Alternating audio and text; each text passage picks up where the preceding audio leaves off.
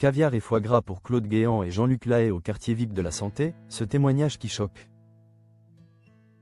Le verdict est tombé et provoque un véritable séisme, pour la première fois dans l'histoire de la République française. Un ancien président va connaître l'incarcération. Nicolas Sarkozy purge sa peine depuis le 21 octobre, après que la justice l'a condamné à 5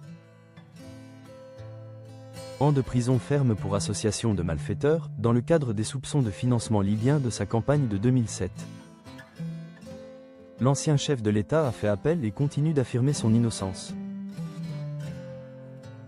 L'émission Complément d'enquête diffusée ce jeudi 23 octobre retrace cette affaire hors norme, où se croisent personnages sulfureux. Intermédiaires au passé trouble, figures du monde des médias people, riches hommes d'affaires et marchands de biens controversés. Et comme si cela ne suffisait pas, un témoignage choc sur Jean-Luc Lahaye et Claude Guéant vient donner des informations inédites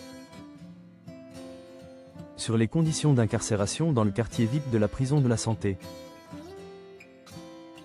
Révélation choc sur Jean-Luc Lahaye et Claude Guéant en prison. Quelques mois avant son décès, Pierre Reynaud, mis en examen notamment pour subornation de témoins dans l'affaire de la rétractation de Ziad Takieddine, s'est confié à Complément d'enquête sur son passage au fameux quartier VIP de la prison de la Santé.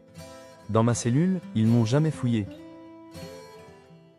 Ça c'est comme ça que j'ai pu ramener dans ma cellule 500 grammes de caviar et 500 grammes de foie gras, raconte-t-il avec un mélange de fierté et d'humour. Il précise qu'il a partagé ce festin avec Claude Guéant et Jean-Luc Lahaye, rendant ces moments un peu plus conviviaux malgré l'enfermement. Malgré la dureté de la détention, qu'il qualifie de terrible, Reynaud souligne la compagnie de certains codétenus qu'il juge de grande qualité, donnant à son séjour une dimension presque surréaliste. Pierre Reynaud décrit son univers carcéral comme un microcosme où les privilèges et les contraintes se mêlent de manière étonnante. On est seul dans une cellule de 8 ou 9 mètres carrés rénovée, avec télévision, téléphone, frigidaire. Il rappelle que le traitement des détenus varie fortement selon leur profil et leur dossier judiciaire.